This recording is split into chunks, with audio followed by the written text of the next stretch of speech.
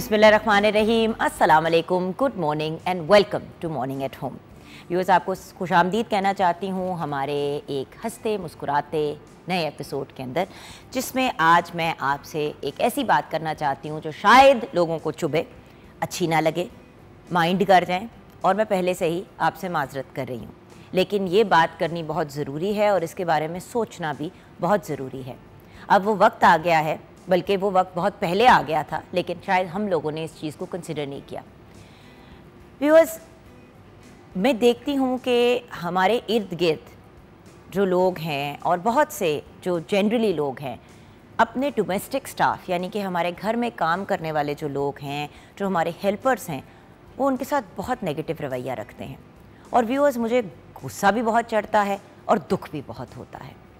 देखिए, हमारे जो डोमेस्टिक वर्कर्स होते हैं, हमारे घर का जो स्टाफ होता है, वो हमारे सारे काम करते हैं, या एटलीस्ट हमारे सारे कामों में हमारी हेल्प ज़रूर कराते हैं। खाना बनाना हो, सब्जियां काटना हो, कपड़े साफ़ करने हो, इस्त्री करने हो, घर की सफाई हो, एक एक काम में हमारे डोमेस्टिक वर्कर्स हमारी हेल्प करते हैं। और आपको भी पता है व्यूअर्स, जब काम खुद करना पड़ता है तो कितना मुश्किल होता है और कितनी दिक्कत होती है। बहुत से ऐसे लोग हैं जो डोमेस्टिक स्टाफ या घर में वर्कर रखना अफोर्ड नहीं करते, और जो लोग अफोर्ड करते हैं उनका रवैया और एटीट्यूड इतना नेगेटिव होता है कि मुझे हैरानगी होती है। व्यूअर्स, एक गिलास पानी हम खुद उठ के अपने लिए नहीं ले सकते। हमेशा स्टाफ को आवाज़ दी जाती है, भाई फ़लाँ पानी का गिलास ला दो, यहाँ पे फ़लाँ चीज़ गिर गई है, साफ़ कर दो, मेरे कपड़े इस्त्री कर दो, ये कर दो, वो कर दो। हम अपने स्टाफ के ऊपर इतना प्रेशर डालते हैं, हमारे से पहले वो जागते हैं और हमारे बाद वो सोते हैं। ऐसा क्यों है? अगर हमें 8-10 घंटे की नींद की ज़रूरत है और उसके अलावा हमें 2-3 घंटे दिन में थोड़ा सा रिलैक्स करने को या अनवाइंड करने को चाहिए, तो जो घर में काम करते हैं उनसे 24 घंटे के करीब काम कराना या 18 घंटे दिन में काम कराना क्या इंसानियत के ज़ुमरे में आता है? अगर आप इंसान हैं तो क्या वो इंसान नहीं है? देखिए, ये कंसिडर करने वाली बातें हैं। अब मैं बात कर रही हूँ उन डोमेस्टिक वर्कर्स की जो ऑब्वियसली 18 साल की उम्र से बड़े हैं और उससे कम एज के जो बच्चे लोग अपने घरों में रखते हैं। मैं उनसे ये सवाल करना चाहती हूँ कि जब आप अपने घर में छोटे छोटे बच्चे रखते हैं अपना काम करने के लिए, तो आपको इस चीज़ का एहसास नहीं होता, ख्याल नहीं होता कि हम भी कभी इस उम्र के थे और अगर हमें इन कामों पे लगा दिया जाता तो हमारे पे क्या गुजरती? क्या छोटी उम्र के बच्चों का स्कूल में होना ज़्यादा ज़रूरी नहीं है, ना कि वो आपके घर की सफाइयाँ करें और आपके बच्चों को संभालें? बहुत से लोग छोटे बच्चे रख लेते हैं कि भाई वो हमारे बच्चों के साथ खेलेंगे। बिल्कुल उनको रखा जाता है खेलने के लिए, लेकिन वो बच्चों के साथ खेलते भी हैं, आपकी सफाइयाँ भी करते हैं, आपके मामलात भी सारे हैंडल करते हैं। और जो बच्चे उन्हीं के एज ग्रुप के हैं, उनकी जितनी ना तो उनको खाने पीने की चीज़ें दी जाती हैं, ना कपड़े दिए जाते हैं। बच्चा चाप का चॉकलेट खा रहा है, लेकिन जिस बच्चे को आपने घर में जॉब के लिए रखा हुआ है उसको कोई नहीं चॉकलेट पूछ रहा। आप रेस्टोरेंट पे खाना खाने के लिए जा रहे हैं, लेकिन आपका बच्चा जो है वो रेस्टोरेंट में बैठ के आपके साथ खाना खा रहा है, लेकिन जो डोमेस्टिक स्टाफ है उसको आपने बाहर बिठाया हुआ है। बहुत से लोग तो गर्म गाड़ी में बिठा देते हैं कि भाई तुम ड्राइवर के साथ बैठो, कहीं तुम्हें कोई देख ना ले। ये किस किस्म की इंसानियत है व्यूअर्स? आए दिन लोग अपने घरों में कोई पिज़्ज़ा ऑर्डर कर रहा होता है, कोई बर्गर ऑर्डर कर रहे होते हैं। अगर आप 6 लोगों के लिए कर रहे हैं तो आपके घर में जो 3-4 लोग काम कर रहे हैं उनके लिए भी साथ में ऑर्डर करने में क्या प्रॉब्लम है? फिर आप लोग कहते हैं कि जो लोग काम करते हैं, जो डोमेस्टिक स्टाफ है, उनके अंदर गुस्सा बहुत ज़्यादा है, उनमें रिजेंटफुल बहुत ज़्यादा है, मतलब ना नोटिस देते हैं, बस जॉब छोड़ के चले जाते हैं। कभी भी कोई इंसान नौकरी नहीं छोड़ेगा अगर वो अपनी नौकरी से खुश है। सिर्फ वो बंदा नौकरी छोड़ता है जो अपनी जॉब से तंग होता है, अपने बॉसेस से तंग होता है, या फिर उसको कोई बेहतर अपॉर्चुनिटी मिल जाती है। और अगर किसी घर के काम करने वाले बंदे को बाहर कोई जॉब मिल जाए अच्छी, तो उसके लिए कोई खुश नहीं होता। अगर घर में काम करने वाली बच्ची की शादी की डेट पक्की हो जाए तो घर वाले खुश नहीं होते कि भाई हमारे घर में काम करती है बच्ची, उसकी नौकरी उसकी शादी पक्की हो गई है, हम कोई हेल्प कर दें, कोई सपोर्ट कर दें। उल्टा उसके घर वालों को बुला के उनकी बेइज्जती की जाती है कि जी हमने इसको रखा था काम के लिए, अब आप इसकी शादी कर देंगे तो हमारा काम कौन देखेगा? व्यूअर्स, ये बड़ी एक कॉमन चीज़ है। और अगर आप लोग जो घर पे इस वक्त देख रहे हैं आप नहीं करते, तो आपके जानने वाले या आपके इर्द गिर्द में 100% ये चीज़ होती होगी। छोटे छोटे बच्चों को घरों में जॉब पे रखा जाता है, उनको मारा जाता है, उनको गालियां निकाली जाती है, उनको टॉर्चर किया जाता है। ये किस लेवल की इंसानियत है? आज के दिन मैं इसलिए भी बात कर रही हूँ क्योंकि देखिए 14 अगस्त की आमद है, हम 14 अगस्त के पॉइंट ऑफ व्यू से स्पेशल प्रोग्रामिंग भी कर रहे हैं, तो जहाँ स्पेशल प्रोग्रामिंग कर रहे हैं वहाँ पे अपने गिरबान में भी तो झांकना चाहिए। ये डोमेस्टिक वर्कर्स भी पाकिस्तानी हैं, ये भी सिटीजन्स ऑफ पाकिस्तान हैं, उनके भी वही हकूक है जो आपके और मेरे हैं। अगर आपका बर्गर, चिप्स, फ्रेंच फ्राइज वगैरह खाने को दिल चाहता है तो उनका नहीं दिल चाहता, जिनके सामने आप बैठ के खा रहे होते हैं, जो ट्रॉलियों पे रख के आपके सामने खाना लेके आ रहे होते हैं। मुझे पता है व्यूअर्स, सुबह सुबह का वक्त है, अच्छी अच्छी बातें करनी चाहिए, हंसना चाहिए, मुस्कुराना चाहिए, लेकिन इस सिचुएशन के बारे में क्या होगा? क्या हमारा फर्ज नहीं बनता कि हमारे साथ जिस तरह हम चाहते हैं कि लोग हमारे साथ एटीट्यूड रखें, हम वही एटीट्यूड दूसरों की तरफ रखें? क्या वो एटीट्यूड सिर्फ दोस्तों और जानने वालों की तरफ एक्सटेंड करता है? रमजानुल मुबारक में इफ्तारियां और सहरियां तैयार कर रहे होते हैं घर के स्टाफ वाले, आप लोग सुकून से अंदर बैठे होते हैं या थोड़ी बहुत हेल्प कराते हैं। रोजा खोलने का वक्त आता है या रोजा बंद करने का वक्त आता है तो आप लोग आराम से जाके सुकून से बैठ जाते हैं, घर वालों का ख्याल रख रहे होते हैं। लेकिन वो जो स्टाफ के लोग आपकी सारी काम कर रहे होते हैं उनको कोई नहीं पूछता। अक्सर उनका रोजा इफ्तारी किए, सहरी किए बगैर ही रखना पड़ जाता है। अक्सर उनका रोजा जो है 15-20 मिनट, आधे घंटे के बाद खुलता है कि घर वालों को पहले इफ्तारी करा दें। ये क्या एटीट्यूड है व्यूअर्स? घर का पुराना भुसा हुआ खाना स्टाफ को देना है, खुद अच्छे से अच्छे मजे मजे की चीजें खानी है। जो खाना बिल्कुल खराब हो गया है, बू आ रही है उसमें से, वो निकाल दिया जाता है और कहता है ये तुमने घर लेके जाना है तो ले जाना अपने साथ। क्यों व्यूअर्स? अगर आप डोमेस्टिक स्टाफ रखना अफोर्ड करते हैं तो फिर उनका ख्याल रखना भी अफोर्ड करें। और अगर कोई खुदा न खास्ता बीमार हो जाए स्टाफ का बंदा, उसको नौकरी से निकाल दिया जाता है कि कहीं उसका इलाज ना करना पड़ जाए। मेरे जानने वालों में एक खातून है, उनके कोई 12 साल से उनके साथ उनका ड्राइवर काम कर रहा था, उसकी डायबिटीज निकल आई और ब्लड प्रेशर का इशू। उन्होंने उस बंदे को उसका चेकअप कराया, उसको 1 महीने की दवाइयां लेके दी और उसको कहा भाई आप जाएं। वो बंदा हक्का बक्का कि भाई मुझे डायबिटीज़ है, मैंने सिर्फ उसकी दवाई लेनी है और साथ में ब्लड प्रेशर की दवाई लेनी है, ऐसा कोई मसला तो नहीं है, मैं काम तो कर सकता हूँ। उन्होंने कहा हमने नहीं तुम्हें रखना, डेंजरस हो जाएगा।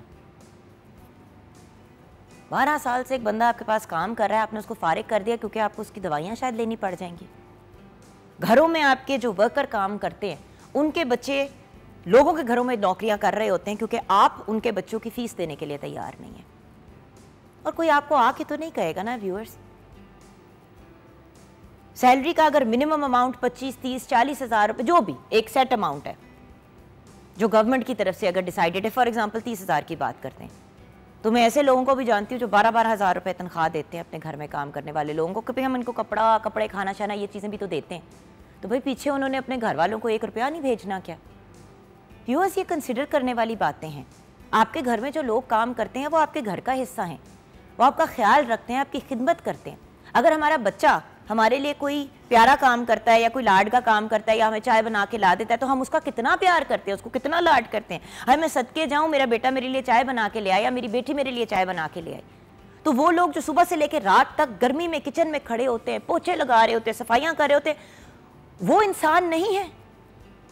आई नो व्यूअर्स, मैं एक बहुत इमोशनल फुटिंग से ये बात कर रही हूँ और नाराज भी हो रही हूँ क्योंकि व्यूअर्स, छोटे छोटे बच्चों के जब केसेस आते हैं, टॉर्चर केसेस आते हैं कि बच्चों को मार मार के भुरकस बना दिए, अस्पतालों में पड़े हुए होते हैं और फिर उनको जस्टिस भी नहीं दी जाती। अव्वल तो इतने छोटे बच्चों को जॉब पे होना ही नहीं चाहिए, उनको तो स्कूल में होना चाहिए। और हमें याद रखना चाहिए कि सबके बच्चे सांझे होते हैं, सबके माँ बाप सांझे होते हैं, हमें अंडरस्टैंड करनी चाहिए ये बात। तो अगर आपके घर में कोई बंदा काम करता है तो व्यूअर्स याद रखें, वो आपके सारे काम कर रहा है, आपके लिए आसानी पैदा कर रहा है, आप उसके लिए क्या आसानी पैदा कर रहे हैं, ये कंसिडर करने की बात है। आई एम सॉरी अगर सुबह सुबह आप लोग मेरी किसी बात से ऑफेंड हुए, बट ये सोचने की बातें हैं। और अगर हमने पाकिस्तान को एक कामयाब, खूबसूरत,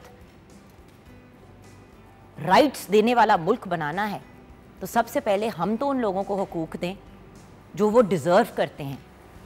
ये एक बड़ा इंपॉर्टेंट एलिमेंट है। 042992000648 पे आप कॉल कर सकते हैं। मॉर्निंग एट होम हमारा फेसबुक का पेज है। किचन में आ गए हैं शेफ़ कनीज़ फातिमा हमारे साथ हैं। अस्सलाम वालेकुम। वालेकुम अस्सलाम। आप कुछ ऐड करना चाहोगे जो मैं बात कर रही थी अभी उस पर? हाँ बिल्कुल, मैं एक चीज़ ऐड करना चाहूँगी, अगर जो आपके जो भी आपके साथ रहते हैं, जो आपके मेड्स हैं, सर्वेंट्स हैं, सो प्लीज़ उनको अपना इसी तरह समझिए जैसे फैमिली मेम्बर है, क्योंकि वो एक अरसे से आपके साथ रह रहे होते हैं, तो आपका खाना पीना ईच एंड एवरीथिंग आपका ख्याल रखते हैं, तो आपका भी बनता है कि आप रिटर्न में उनका ख्याल रखें। भाई देखो, खाना पीना, कपड़े, बिल्कुल बेसिक चीज़ें जैसे डिओड्रेंट, शैम्पू वैम्पू, इस तरह की चीज़ें लेके देना, और उसके साथ साथ एक रिस्पेक्ट देना, ये बड़ा एक इम्पॉर्टेंट एलिमेंट है। भाई आप उनका कम से कम बीमारी में उनका इलाज, उनका खाना पीना और उनके कपड़ा लत्था तो देख लें, ये चीज़ें तो एटलीस्ट मैनेज करें ना। अगर आप स्टाफ रखना अफोर्ड करते तो फिर ये भी कर लें। बिल्कुल। बट हमने खुद घर पे बैठ के 12,000 10,000 रुपए के पिज्ज़े मंगवा लेने हैं घर में, ऐसे ही, लेकिन उनको एक स्लाइस भी नहीं देनी। वही पिज्ज़ा फ्रिज में पड़ा रहेगा, पत्थर की तरह सख्त हो जाएगा, अगले दिन फेंक दिया जाएगा उनको नहीं दे। क्यों? मैं एक बात बताऊं व्यूअर्स, ये मैंने ज़िंदगी में खुद चीज़ करके देखी है। अपना दस्तरखान वसी कर दें, आपके पास इतना पैसा और इतनी पॉजिटिविटी आएगी, आपसे संभाली नहीं जाएगी। व्यूअर्स, ये मैं आजमाई भी आपको बात बता रही हूँ। अपना दस्तरखान वसी कर दें, लोगों के साथ अच्छाई करें, लोगों के काम आए, पॉजिटिव रहें, और जो लोग आपके साथ काम करते हैं उनको अप्रिशिएट करें। मैं आपको वादा करती हूँ आपकी ज़िंदगी में इतनी बरकतें आएंगी, आपसे संभाली नहीं जाएंगी इंशाल्लाह। जी, आज हम बना क्या रहे हैं? आज हम मलाई कबाब ग्रेवी बना रहे हैं एंड साथ raita and salad. Okay, so recipe की तरफ चलते हैं। सबसे पहले कबाब के लिए जो इंग्रेडिएंट्स चाहिए वो मुर्ग का गोश्त 1 किलो, प्याज 3 अदद, अदरक 3 से 4 इंच का टुकड़ा, हरी मिर्च 6 से 7 अदद, लहसुन 7 से 8 जवे, अजवाइन 1 चाय का चम्मच, सुरख मिर्च 3 चाय के चम्मच, ज़ीरा 1 चाय का चम्मच, नमक 2 चाय के चम्मच, गरम मसाला 2 चाय का चम्मच, पुदीना 1/4 कप, हरा धनिया 1/4 कप, क्रीम 2 खाने के चम्मच, तेल 2 से 3 खाने के चम्मच। अब इसका मेथड ये है कि जितने भी सारा चिकन है और जितने भी मसाले वगैरह, अगर आपके पास चॉपर है तो वेल एंड गुड, आप चॉपर में ये सारी चीज़ें ऐड करके डाल दें। अगर आपके पास चिकन मिन्स है तो आप ये सारी चीज़ें, प्याज, हरी मिर्च, अदरक, लहसुन, उनको अच्छे से चॉप करके आप मिन्स में मिक्स कर दें। मिक्स करने के बाद जितने भी स्पाइसेस वगैरह हैं उसको अच्छे से ऐड करें। और कबाब में अगर आपका चिकन में बिलफर्स पानी थोड़ा बहुत रह गया है या थोड़े से सौगी हैं तो उसमें आप ब्रेड का स्लाइस ऐड कर दें, या उसका अल्टरनेट एक और है, आप बेसन भी डाल सकते हैं। आपके कबाब या जो भी कोफ्ते बनाएंगे वो टूटेंगे नहीं। सो ग्रेवी की तरफ, ग्रेवी के लिए प्याज फ्राइड 1 कप, दही 1 कप, हरी मिर्च 7 से 8 अदद, अदरक लहसुन 2 खाने के चम्मच, ज़ीरा 1 खाने का चम्मच, दालचीनी 2 अदद, लौंग 4 से 5 अदद, तेज़पत्ता 2 अदद, काली मिर्च 1 चाय का चम्मच, सुरख मिर्च 1 चाय का चम्मच, गरम मसाला 1 चाय का चम्मच, नमक 2 चाय के चम्मच, क्रीम 2 कप, पानी आधा कप, कसूरी मेथी 1 खाने का चम्मच, हरा धनिया और हरी मिर्च के साथ गार्निशिंग वगैरह।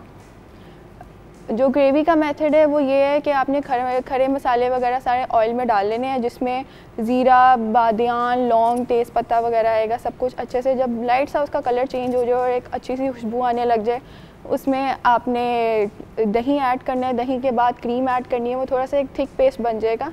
जिसके बाद आपने उसमें थोड़ा सा आधा कप पानी ऐड करके उसमें मसाले वगैरह ऐड करने हैं। जब ग्रेवी अगेन थिक होने लग जाएगी, जो आपने दूसरी तरफ कबाब फ्राई करने हैं, कबाब फ्राई करने के बाद वो आपने ग्रेवी में मिक्स कर देने हैं और 2 मिनट का दम देना है और गार्निशिंग कर देनी है कसूरी मेथी, हरा धनिया और हरी मिर्च के साथ, और उसके बाद सर्व कर देना है रायता एंड सैलेड के साथ। Wonderful, thank you so much. अच्छा व्यूअर्स, ब्रेक में जाने से पहले एक और छोटा सा एलिमेंट इसी गुफ्तगू के बारे में ऐड करना चाहूँगी। जो हम बात कर रहे हैं डोमेस्टिक वर्कर्स की, मैं बात करना चाहूँगी नॉन मुस्लिम डोमेस्टिक वर्कर्स की। बहुत से लोग जो हैं वो अपने घर में स्टाफ रखना चाहते हैं जो नॉन मुस्लिम हो, बहुत से लोग क्रिश्चियन स्टाफ भी रखते हैं इस पॉइंट ऑफ व्यू से कि भाई हमारी ईद वगैरह और उनकी फिर क्रिसमस वगैरह एक दूसरे के साथ क्लैश नहीं करती और मतलब छुट्टियों का मसला नहीं होता।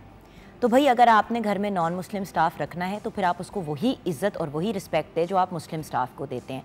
मुझे इस बात का बहुत अफसोस होता है कि प्लेटें अलहदा कर दी जाती हैं, ज़्यादती की जाती है, उनके खुशी के मौक़ों को ना अंडरस्टैंड किया जाता है, ना उनकी रिस्पेक्ट की जाती है।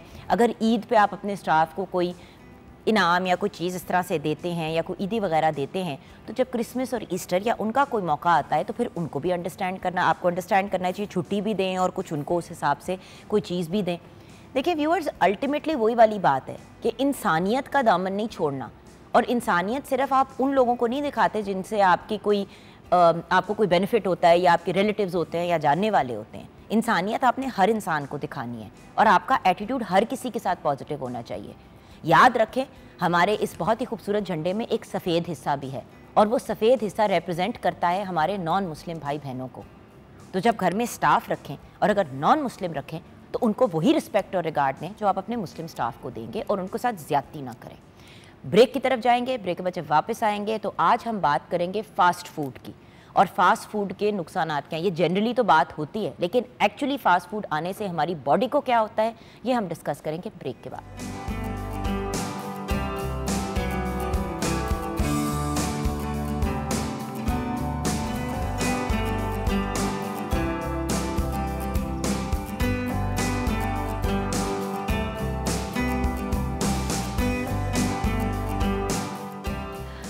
Welcome back viewers. बड़ी सीरियस और सख्त बातें की हैं सुबह सुबह, मैंने थोड़ा डांटा भी है, लेकिन वो आपको भी और अपने आप को भी, और एक कम्यूनल एक वो बात थी कि भाई हम लोगों ने अपने रवैयों को अपने घर में काम करने वाले लोगों के साथ पॉजिटिव रखना है। ख्याल रखते हैं, हमें प्यार करते हैं, हमारे लिए अपनी सेहत को ऑन द लाइन डाल देते हैं, तो हमें भी उनका ख्याल रखना चाहिए।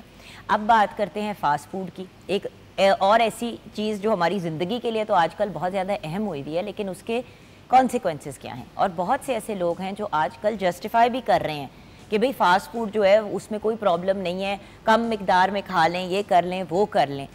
लेकिन अगर आप अपने इर्द गिर्द देखें, गैस्ट्रो के मसाइल बढ़ते चले जा रहे हैं, कैंसर की शरह बढ़ती चली जा रही है, लोग बीमारियों में मुब्तला अब 2-4 दिन के लिए नहीं होते, खांसी ज़ुकाम भी लोगों को होता है तो 2-2 हफ्ते 3-3 हफ्ते के लिए हो जाता है। ऑब्वियसली इसमें आलूदगी और पोल्यूशन का तो हाथ है, लेकिन जो खुराक हम कंज्यूम करते हैं उसका क्या। हमारे साथ डिस्कशन करने के लिए हमें ज्वाइन किया है ज़ैनब गोंदल ने। आप न्यूट्रिशनिस्ट हैं, डाइटिशियन हैं, फूड टेक्नोलॉजिस्ट हैं और मेरी प्यारी सी छोटी बहन है। अस्सलाम वालेकुम ज़ैनब। वालेकुम अस्सलाम। ज़ैनब, सबसे पहले तो हम बात जो कर रहे थे अभी के वही वाली, मतलब फ़ास्ट फूड बड़ी वैरायटीज़ का होता है। आप फास्ट फूड किन चीज़ों को कंसिडर करते हो, पहले तो ये क्लियर कर लेना कि फास्ट फूड है क्या। एग्जैक्टली फास्ट फूड की डेफिनेशन जो है उसको समझना बड़ा इंपॉर्टेंट है। वो उसके वर्ड में ही उसका जो मीनिंग है वो छुपा हुआ है। फास्ट फूड यानी जो फूड तेज़ी से जल्दी से तैयार कर लिया जाए, that is considered as fast food. ठीक है, लेकिन देखो ना, बाहर के मुल्क में अब जिस तरह इटली की बात करें तो वहाँ पे उनकी नॉर्मल खुराक में पास्ताज, ब्रेड्स और पिज़्ज़ाज आ जाते हैं जो डेली बेसिस पर। अमेरिका वगैरह जाएं तो ये नहीं है कि सिर्फ आपको किसी बर्गर जॉइंट से जाके बर्गर मिलता है, घरों पे भी बर्गर बनाए जाते हैं। बिल्कुल। तो अब सवाल ये है कि क्या रेस्टोरेंट से लिया गया इस किस्म का खाना कंफ्यूजिंग है ना मेरे लिए। मुझे समझ नहीं आ रही कि इसके ज़ुमरे में क्या आता है, क्योंकि फ्रेंच फ्राइज़ तो हम घर में भी अपने बच्चों को फ्राई करके देते हैं। इसका एक बड़ा डिटेल्ड आंसर है और वो ये है कि फ़ास्ट फूड सिर्फ वो नहीं है जिसको हम बर्गर, पिज़्ज़ा या पास्ता कह देते हैं। फ़ास्ट फूड हर वो चीज़ है जो हमें नुकसान देती है। यानी अगर हम बाहर से कोई चीज़ लेते हैं और वो जिस ऑयल में बनी हुई है, वो ऑयल अगर बार बार रीयूज़ हुआ है तो वो आपके लिए नुकसानदेह। मैं कभी भी कतन ये नहीं कहती चिकन, मटन या बीफ आप जो खा रहे हो वो नुकसानदेह है, लेकिन उसको जिस तरह से आप खा रहे हो वो ऑफकोर्स आपके लिए नुकसानदेह होता है और हो सकता भी है। इसके सबसे ज़्यादा अगर हम कॉन्सिक्वेंसेस ये देखें, हम बाहर जाके कढ़ाइयाँ भी खाते हैं, चाहे वो मटन की हैं, बीफ की हैं, चिकन की हैं, तो क्या वो फास्ट फूड नहीं है? एग्जैक्टली वो भी फास्ट फूड ही है। क्यों? क्योंकि उसके अंदर जितनी चर्बी, जितना ऑयल यूज़ किया जाता है वो ना तो बड़े अच्छे किसी ब्रांड का होता है, ना ऐसा जो है ऑयल यूज़ किया जाता है जो आपकी सेहत के लिए अच्छा हो। घर में आप बना रहे होते हैं, मोस्टली अब घरों में देसी घी और ऑलिव ऑयल या कोकोनट ऑयल यूज़ होना शुरू हो गया है, लेकिन रेस्टोरेंट्स में सरसों का तेल कोल्हू से निकला हुआ बड़े लोग यूज़ कर रहे हैं। रेस्टोरेंट्स में क्या वो अफोर्ड करते हैं कि वो आपको सरसों के तेल में या देसी घी में या कोकोनट ऑयल में बना कर दें आपको? जो आपको तड़के भी देसी घी के मिलते हैं ना, ज़्यादातर वो खाना जो है वो नॉर्मल बॉटल वाला ऑयल या दूसरे वाले ऑयल्स में तैयार किया जाता है और फिर ऊपर से उसके जो है वो देसी घी का तड़का लगाया जाता है। अच्छा, एक और मैं आपको इंटरेस्टिंग बात बताऊँ। मैं तो एक दफ़ा एक रेस्टोरेंट में गई तो वहाँ पे आपको पता है जो अक्सर जो वहाँ पे कुक्स वगैरह, शेफ्स वगैरह होते हैं, उनसे अगर आप गप लगाओ तो वैसे ही आपको इन्फॉर्मेशन दे रहे होते हैं। तो मुझसे बात कर रही थी तो मैंने कहा ये क्या है, तो एक चीज़ के अंदर ना डार्क ब्राउन सा कुछ था, कहते हैं ये ऑयल है। अच्छा। मैंने कहा इसका तो रंग अजीब सा हो गया। कहता है हाँ जी, अब हम इसमें फ्राई नहीं करेंगे, हम इसको तड़के के लिए इस्तेमाल करेंगे। हाँ। क्योंकि जाहिर ही जब लहसुन प्याज वगैरह डालते हैं तो तेल के अंदर उसका फ्लेवर आ जाता है, तो पता नहीं चलता कि वो असल में चिप्स को यूज़ किया। तो अब उसी का जब तड़का लगाया जाएगा तो वो तो बहुत ही एक अनहेल्दी चीज है। ये देखें, हम एक सिंपल घर में आप कभी कोई ऐसी चीज ना करें। कोई माँ तेल काला होने के बाद या ब्राउन होने के बाद अपने बच्चों को वो तो ऑयल नहीं देगी, कभी भी नहीं फेंक देगी। एग्जैक्टली। लेकिन बाहर कोई रेस्टोरेंट वाले तो पैसे सेव कर रहे होते हैं। बिल्कुल, वो तो कभी भी ये चीज़ नहीं करेंगे। और दूसरी उसके साथ साथ ये चीज़ भी हमें देखना बड़ी इंपॉर्टेंट है कि हम जो खाना खा रहे होते हैं उसके साथ जो ड्रिंक्स हम यूज़ कर रहे होते हैं और खाना किस टाइम पे खा रहे हैं और कितनी क्वांटिटी में मिकदार भी देखो ना। अब रेस्टोरेंट में व्यूअर्स जैसे कि जो बर्गर जॉइंट्स जैसे के होते हैं वो आपको इतना बड़ा एक बर्गर देते हैं, उसके साथ इतने चिप्स देते हैं और साथ में आपको बड़ी एक ड्रिंक देते हैं। जब आप वो तीनों चीज़ें खाते हैं तो आप ज़रूरत से ज़्यादा कैलोरीज टेक इन कर रहे होते हैं। मतलब इस किस्म की एक मील सॉफ्ट ड्रिंक के साथ अगर आप कहें तो 800 से 1000 कैलोरी की होती है, कभी कभी 1500 कैलोरी की भी होती है अगर आप उसमें ज़्यादा चीज़ और इस तरह की चीज़ें डाल दें तो। और आपकी पूरे दिन की जो कैलोरी इनटेक होती है नॉर्मली वो तकरीबन फॉल करती है 1800 टू 2500 कैलोरीज। और आपने एक मील में अगर इतनी कैलोरीज ले ली हैं तो बाकी पूरा दिन आप क्या करेंगे। और सॉफ्ट ड्रिंक की अगर हम बात करें तो वो भी फास्ट फूड ही है एक तरह से। और वही वाली बात है ना व्यूअर्स, जो हम बार बार कहते हैं, देखिए सॉफ्ट ड्रिंक जो है कभी कभार एज ए ट्रीट आपने ले ली, समझ आती है।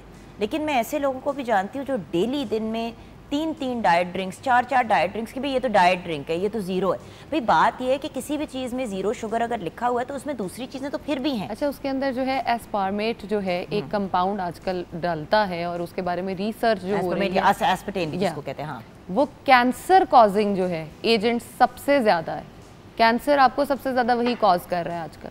और उसके साथ आप ये देखो कि जो ऑयल है, फॉर एग्जांपल मैं कढ़ाई की बात कर लेती हूँ, मैं बर्गर्स पे नहीं जा रही अभी। कढ़ाई की जब हम देखते हैं 5-10 मिनट या 20 मिनट उसको रख दें या थोड़ा सा टेम्परेचर एसी में पड़ा हुआ हो तो वो जमना शुरू हो जाता है। हाँ। तो जब हम उसको खाते हैं और ऊपर से एक ठंडी ड्रिंक भी पीते हैं या ठंडा पानी भी पीते हैं तो वो हमारी नालियों में जाके वेन्स में जमना शुरू हो जाता है, आर्टरीज में जमता है, जो डायरेक्टली प्रोपोर्शनल है आपके हार्ट अटैक से। अच्छा, मैं आपको एक चैलेंज देती हूँ व्यूअर्स, किसी भी सॉफ्ट ड्रिंक को, काली वाली जो सॉफ्ट ड्रिंक्स होती हैं, डार्क वाली, किसी भी एक सॉफ्ट ड्रिंक को लें और एक कील जो होता है, जंग वाला कील जो होता है जिसपे जंग लगा हुआ है, वो कील उसमें डाल के उसको आप 2 दिन के लिए छोड़ दें। बल्कि आप 24 घंटे भी उसको छोड़ेंगे, जब आप नेक्स्ट डे उसको धोएंगे या साफ़ करेंगे तो वो बिल्कुल नए की तरह हो जाएगा। बिल्कुल, यानी कि उसमें कोई ना कोई तो ऐसी चीज़ है ना जो तेज़ाब का रोल अदा करती है। अब यही आप बार बार अपने पेट में डाल रहे हैं, तेजाब, और वो पेट में दर्द हो रही है, सॉफ्ट ड्रिंक पी ले, फलां हो रहा है, सॉफ्ट ड्रिंक पी ले। ओ भाई, हर मर्ज का इलाज है, हर मर्ज का इलाज। और उससे ज़्यादा अगर शुगर की क्वांटिटी हम देखें तो एक ग्लास में 9 चम्मच तक चीनी जो है वो एक ग्लास में होती है, चाहे वो कोई सी भी है, चाहे वो ऑरेंज वाली हम ले रहे हैं, सफ़ेद ले रहे हैं, काली ले रहे हैं, सब में ही इतनी क्वांटिटी में चीनी होती है। तो हमारे शुगर जो लेवल्स हैं वो इतने ज़्यादा रेज़ करते हैं। अगर आप बच्चे को देते हैं, आपने ये कभी नोटिस किया कि बच्चा हमेशा सॉफ्ट ड्रिंक पी के हाइपर एक्टिव क्यों हो जाता है? क्योंकि इसमें चीनी बहुत होती है। एग्जैक्टली। और बड़ों में मैंने एक रिसर्च पढ़ी थी जो कि मुझे बड़ी मज़े की लगी थी। उसमें ये था कि सॉफ्ट ड्रिंक वर्सेस कोकेन, और नीचे लिखा हुआ था पूरा कि सेम इफ़ेक्ट देते हैं कि आपको पहले इतना सेंस ऑफ प्लेयर और एक अच्छी आपकी जो है माइंड में वो क्रिएटिवनेस आती है और फिर एकदम डाउनफॉल आपको देती है और आप उसके बाद टेंस हो जाते हैं बहुत ज़्यादा। क्योंकि जब बहुत ज़्यादा शुगर ऊपर जाएगी फिर कोलैप्स करेगी तो बॉडी तो ख़राब होगी। और दूसरी चीज़ ये कि अगर आपने अपने खाने जो हैं उनको बाहर से ही खाना है, या आपका दिल करता है कि हम डेली बेसिस पे कबाब्स खाएं, नगेट्स खाएं, चॉकलेट्स खाएं, हर चीज़ खाएं, तो उसको आप घर पर बनाएं। घर पर बनाने का एक तरीका ये हो सकता है कि आप उसको हफ्ते के लिए बनाएं, ताज़ा बनाएं, हफ्ते बाद आप उसको ख़त्म कर दें, हफ्ते से ज़्यादा उसको स्टोर ना करें। लेकिन जो हम मार्केट से फ्रोज़न ख़रीदते हैं उसकी तो साल 2-2 साल की एक्सपायरी डेट होती है। और वो एक्सपायरी, आप मुझे बताएं, चिकन आप 1 हफ़्ता या 2 हफ़्ते अपने किचन में रख कर देखें, या उसी चीज़ को जो फ्राइड करते हैं हम बाहर से ला के, आप उसको एक्सपेरिमेंट करके देखें। आप एक डब्बा ख़रीदें, उसमें से नगेट्स निकालें और उनको फ्राई करें फर्स्ट डे, और फिर उसको 1 हफ़्ता खुला रहने दें लेकिन फ्रीज़र में रखें, या एयर टाइट भी आप उसको करके रखें। हफ्ते बाद आप उसको फ्राई करें, वही नगेट्स काले होना शुरू हो जाएंगे फ्राइंग में ही। क्यों ऐसा हो रहा है? इसलिए क्योंकि जितने हमने उसके स्टोरिंग एजेंट्स डाले होते हैं वो दिन ब दिन कम होना शुरू हो जाते हैं, और वही स्टोरिंग एजेंट्स जो हैं वो आपके बाकी जो चिकन और चीज़ें पड़ी हुई होती हैं आपके फ्रीज़र में उसको भी ख़राब कर रहे होते हैं, आपका टेम्परेचर मेंटेन नहीं करते। बात वही वाली आ जाती है कि हमने किस लेवल तक और किस हद तक जाना है ज़िंदगी को आसान करने के लिए। बिल्कुल। बहुत से पेरेंट्स जो हैं वो स्कूल से वापसी में बच्चों को फास्ट फूड के रेस्टोरेंट पे रोक के उनको खाना खिला देते हैं और कहते हैं कि नहीं नहीं, हमने उनको सॉफ्ट ड्रिंक नहीं लेके दी, हमने ना साथ में उनको जूस का डब्बा ले दिया था या हमने कोई दूध ले दिया था फ्लेवर वाला। उसमें भी निरी चीनी होती है व्यूअर्स। बिल्कुल। हम मना करते हैं कि डब्बों के जूसेस जो आप लोग बच्चों को लंच बॉक्सेस में भी डाल के देते हैं वो मत दिया करें। अच्छा, आप इस देखिए, चीज़ ये नहीं है कि मेरे बच्चे नहीं पीते, हाँ। पीते हैं, ऑब्वियसली वो दूसरों को देखते हैं तो वो भी पीते हैं। अब जब तक मेरे बच्चों ने दूसरे बच्चों के साथ खेलना नहीं शुरू किया था, वो ना सॉफ्ट ड्रिंक को तो शुक्र है हमजा भी नहीं हाथ लगाता, बाकी दोनों भी नहीं हाथ लगाते, लेकिन जूसेस जिधर भी जाते हैं, कभी फ्रेंड्स की तरफ चले गए, कभी उनके आ गए, तो सबसे पहले डिमांड ये थी कि जूस का डब्बा दें। तो अब हमने एक ट्रीट के तौर पे इसको रखा है, लेकिन याद रखें जूस का डब्बा भी दे रहे हैं, चिप्स भी दे रहे हैं, बाहर का बर्गर भी दे रहे हैं, तो आप निरा जहर बच्चों के अंदर डाल रहे हैं। बिल्कुल। ये नहीं कह रहे कि कभी कभार देखें ट्रीट देना इज अ डिफरेंट थिंग, लेकिन हफ्ते में 3 दफा फास्ट फूड को घर मंगाना इज नॉट अ ट्रीट। अच्छा, आप इस बात से एग्री करेंगी कि जो जूसेस जो हैं वो पाकिस्तान में मिलते हैं और जो बाहर की कंट्रीज में मिलते हैं, उनके टेस्ट में ज़मीन आसमान का फ़र्क होता है? हाँ, लेकिन देखो उधर भी उसमें चीज़ें डली हुई होती है, प्रिजर्वेटिव्स, यहाँ पे भी डली हुई होती हैं। अच्छी उसकी हम लेते हैं तो, लेकिन still there is a difference. आप देखते हैं कि टेस्ट में पीने के बाद वैसे दिल ख़राब नहीं होता और उससे, लेकिन still I would say it's a fast food. तो मुझे याद है कि सबमरीन सैंडविच जो होता है कंपनी बनाती है। अच्छा, एक ज़माने में डाइट आई कि सिर्फ आप वो वाले सैंडविचेस खा लें ब्राउन ब्रेड पे तो आपका वज़न कम हो जाएगा। मैं रिमेंबर मेरी अम्मी और उनकी फ्रेंड्स ये डाइट करी थी, तो मैंने कहा, छोटी सी थी मैं, ये सोचती थी डबल रोटियां भी खा रहे हैं, वो भी खा रहे हैं, मतलब समझ नहीं आ रही है कौन सा। देखिए, कोई भी चीज़ आप नई चीज़ अपनी बॉडी के अंदर इंकॉर्पोरेट करना शुरू करते हैं, उससे चेंजेस ज़रूर आते हैं। लेकिन आप अगर डाइट की तरफ जा रहे हैं और एक अपने लाइफस्टाइल को चेंज करने की तरफ जा रहे हैं और फिर उस लाइफस्टाइल के अंदर आप इस किस्म की चीज़ें करें कि आप इतनी अनहेल्दी चीज़ें खाएं, ज्यादती है। अब जो लोग कीटो डाइट करते हैं सारा सामान बाहर से उठाते हैं, बिल्कुल बना बनाया। और उस कीटो डाइट के आपकी बॉडी पे क्या नुकसानात हैं, अगर हम उसको सोचें तो कोई बंदा, मेरा नहीं ख्याल, कीटो डाइट की तरफ जाए। कीटो डाइट इन्वेंट जो की गई थी वो एपिलेप्सी एक बीमारी है जिसमें आपको और डायबिटिक पेशेंट्स के लिए बनाई गई थी। लेकिन हमने कीटो डाइट को इसलिए करना शुरू कर दिया कि हम अपनी बॉडी को वज़न कम करने की तरफ लेके जाएं। बॉडी में बेसिक 2 तरह के होते हैं एलिमेंट्स, जिसको हम एसीटोन और कीटोन्स कहते हैं। तो कीटोन्स को हम ज़्यादा एक्टिवेट कर देते हैं, उसको हमने कीटो डाइट बना दिया। जब बहुत ज़्यादा कीटोन्स आते हैं तो हम अपनी किडनीज़ को सीधा सीधा तबाह कर रहे हैं, गुर्दों को तबाह कर देते हैं, आपके बाल गिरने शुरू हो जाते हैं, स्किन बर्बाद हो जाती है। अल्टीमेटली वही वाली चीज़ है ना व्यूअर्स, के हेल्दी लाइफ का मतलब ये नहीं है कि बस आप सब्जियां खाते वजन कम करें या वेजिटेबल्स खाएं, लेकिन उनको किस तरह से खाएं। अच्छा, फास्ट फूड में देखें आपको सब्जियां नहीं मिलती। हाँ, नहीं मिलेंगी। जाएं किसी रेस्टोरेंट, कभी भी नहीं मिलेगी। वेजिटेबल्स एंड फ्रूट्स नहीं आपको मिलते।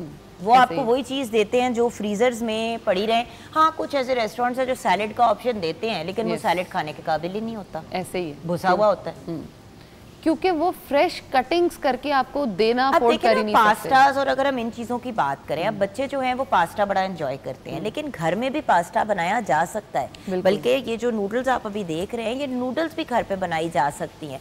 चले ये वाली नहीं शेप, बट लंबी वाली नूडल्स हो गई, पास्ता के बड़े चौड़े साइजेस, वो घर पे पास्ता भी खुद बनाया जा सकता है।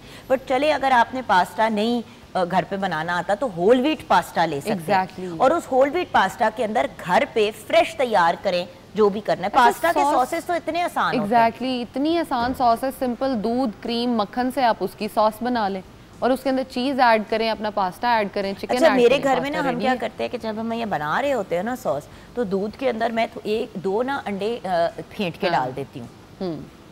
ठीक है, ज़्यादा दूध के अंदर 2 अंडे फेंट के डाल दिए, तो होता ये है कि जब उसका सॉस तैयार करिए तो एंड में ना ये डाल के उसको मिक्स करके चूल्हा बंद कर दिया, सॉस भी क्रीमी बन जाता है, उसमें अंडे भी आ जाते हैं, साथ में चिकन भी डली होती है, उसकी प्रोटीन की कंटेंट बढ़ जाती है। उन्हीं सॉसेस को जिनको हम बनाते हैं प्लेन सिर्फ चिकन या मशरूम डाल के, उन्हीं के अंदर अगर आप गाजर, मटर, थोड़ी सी वेजिटेबल्स और काट के डाल देते हैं तो बड़ा अच्छा होता है, उसका बड़ा मजा आता है। और पास्ता के साथ आप लोग, अक्सर लोग फ्रेंच फ्राइज पता नहीं क्यों सर्व करते हैं, पास्ता के साथ आप सैलेड सर्व करें। हाँ बिल्कुल, इटालियंस भी सैलेड खाते हैं पास्ता के साथ। बिल्कुल। उसके अलावा अच्छा, जो सैलेड की बात हम करते हैं तो हम लोगों को लगता है कि सिर्फ जो ये 2-3 सब्जियां हैं हम उन्हीं का ही सैलेड खा सकते हैं। सैलेड आप सारी सब्जियां जितने भी हैं, आपको अगर कद्दू टिंडे खाना पसंद है सैलेड के तौर पे, तो आप कद्दू टीनों को बॉईल कर लें, या कच्चे भी कई लोग खा लेते हैं, लेकिन आप उनको बॉईल कर लें या सॉटे कर लें और उसके ऊपर सिंपल ब्लैक पेपर डालें, आप उसको खाएं, इंजॉय करें, ऑलिव ऑयल ऊपर ड्रिजल करके खाएं। वो आपकी बॉडी के लिए इतना अच्छा डिटॉक्सिफायर्स हैं और आपकी बॉडी को इतना क्लेंस करते हैं कि आपको और किसी एक्स्ट्रा क्लेंजर की ज़रूरत ही नहीं पड़ती।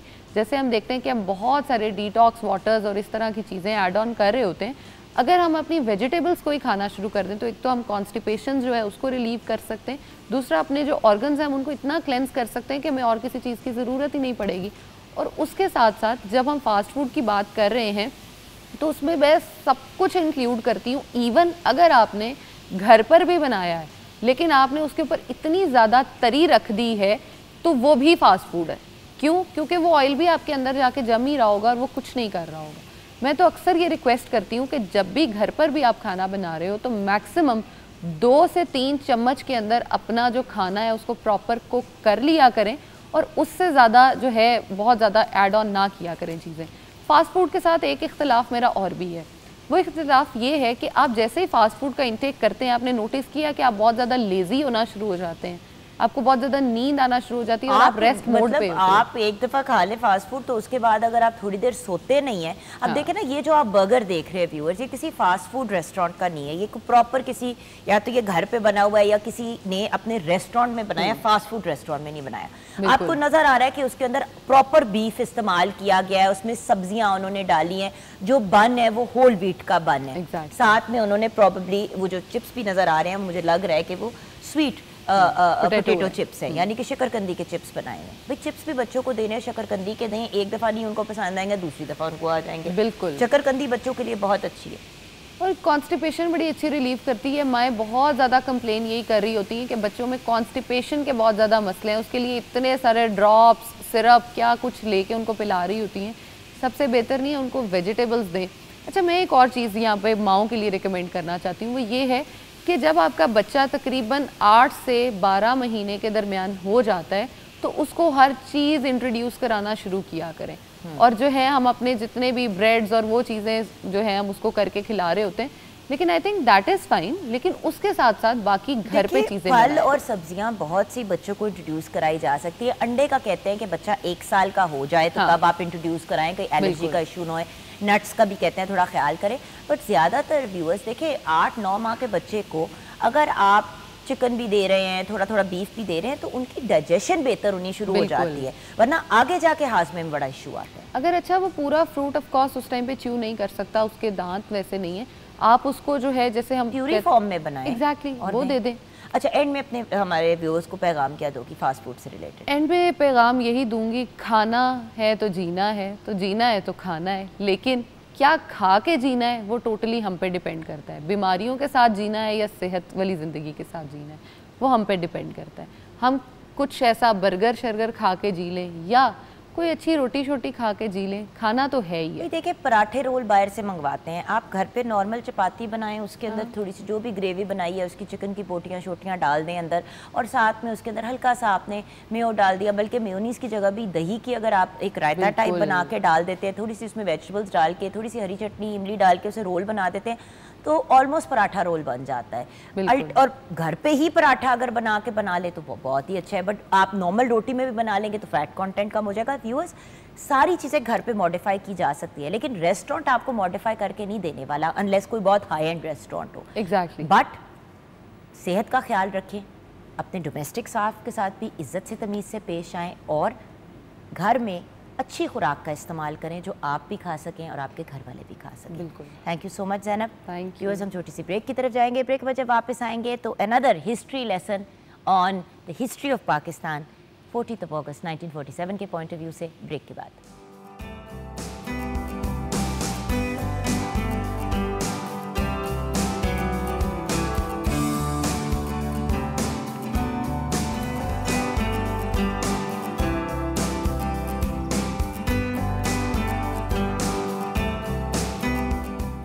Welcome back from the break viewers. हमें ज्वाइन किया है एक बहुत ही ब्रिलियंट पर्सनालिटी ने, हमारे बहुत ही प्यारे भाई हैं, हमारे शो का रेगुलर हिस्सा रहते हैं, और अब वक्त है उस हिस्ट्री लेसन का जो हम आपको देते हैं daily till the 14th of August इंशाल्लाह।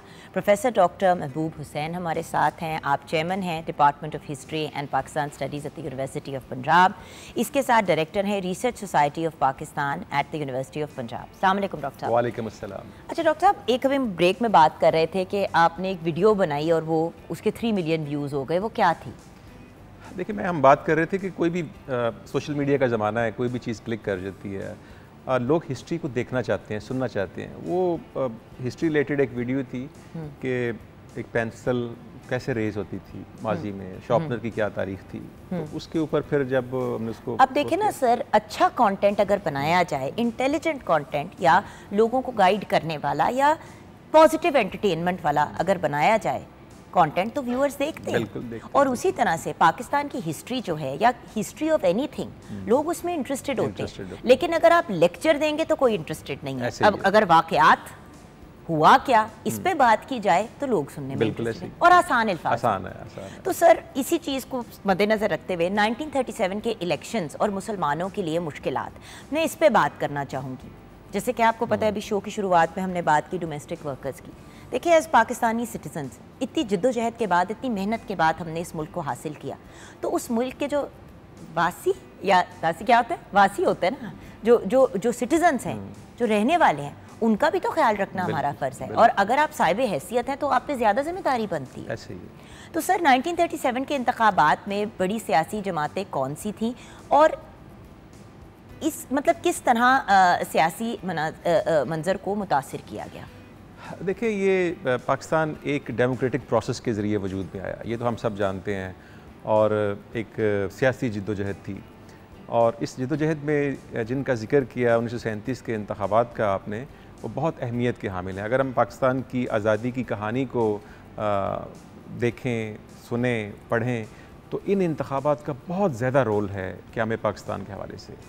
और इसलिए कि इन इंतखाबात ने मुसलमानों को ये रियलाइज़ करवाया कि उनको अलग वतन क्यों चाहिए, क्योंकि इन इंतखाबात के जो नताइज थे, उनके ऊपर जो इम्पेक्ट पड़ा, और उस इम्पेक्ट के नतीजे में जो मुसलमानों की फीलिंग्स थी, वो जो हर्ट हुए, उससे फिर उन्होंने महसूस किया कि अब हमारे रास्ते, पहले हम थ्योरेटिकली बातें करते थे, लेकिन अब हमने फिज़िकली और प्रैक्टिकली देख लिया, अब हमें आगे बढ़ना है एक अलग वतन के क़याम के लिए।